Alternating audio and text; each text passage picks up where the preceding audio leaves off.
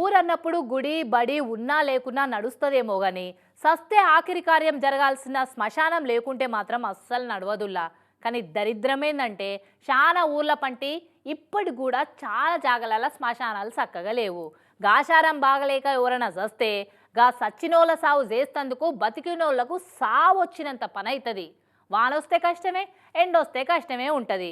నెత్తి మీద చల్లుకుంటందుకు నీళ్లుండయి, నిలబడి చూద్దామంటే నీడ ఉండదు.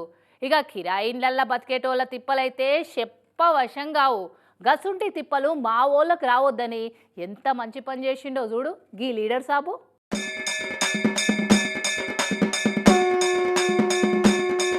ఏంది ఏదో శ్మశానం సావుకార్యం అని మాట్లాడుతుంది కదా, మరి గిదేందో పట్టణంలో కేబీఆర్ పార్కును మించిన పార్కులు ఎక్కువ గిన్నెలేం చూపెడుతున్నారు.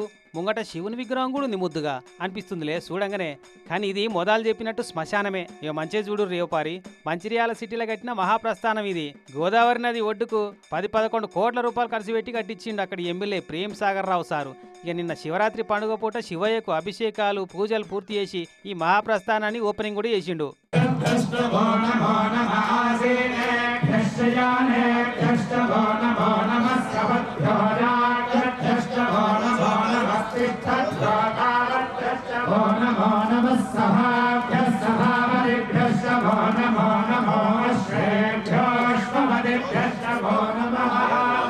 ఇక చూడు ఎట్లుందో, మొత్తం 10 ఎకరాల జాగనట.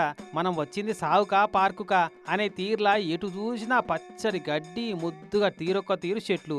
ఆడోళ్ళు మొగోళ్లకు వేరువేరే బాత్రూమ్లు, డ్రెస్సింగ్ రూములు, కర్మకాండాలు చేసుకుంటందుకు స్పెషల్ రూములు, పూజల రూములు, వంటలుండే రూములు, గెస్ట్ రూములు అన్నీ ఎంత మంచి కట్టించిర్రో. వాటి మీద చూడుర్రి, కరెంటు కనెక్షన్ తోటి పని లేకుండా సోలార్ ప్యానెల్స్ పెట్టించిర్రు. రోజుకు 20 యూనిట్ల కరెంటు తయారు చేస్తాయట అవి. ఇక అట్లా తయారైన కరెంటు తోటే ఆఖరి కార్యం చేస్తారట.